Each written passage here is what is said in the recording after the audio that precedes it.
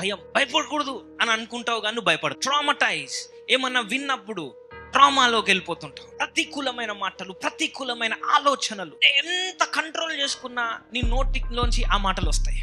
నీకు ఖాళీ సమయం దొరికిందంటో you go and fall into that. నువ్వు చేయకూడదు అని అనుకోని మళ్ళీ అదే చేయడమే స్ట్రాంగ్ హోల్డ్. దాన్ని బలమైన దుర్గము అంటారు.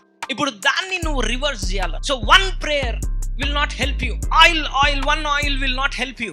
నీ సొంత బలములో నువ్వు పాపాన్ని జయించాలనుకుంటున్నావు, కానీ అది అవ్వదు. దేవుని బలముతోనే నువ్వు జయించగలవు.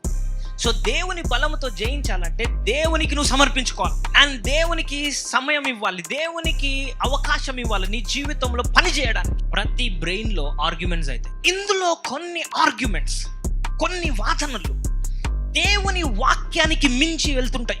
సో మొదటిగా నీకు దేవుని వాక్య విరుద్ధమని తెలిసిన మూమెంటే దాన్ని అడ్డగించకపోతే, ఎందుకంటే నీకు మొదటిగా తీపిగా అనిపించేది రేపు నీ ప్రాణాన్ని తీస్తుంది.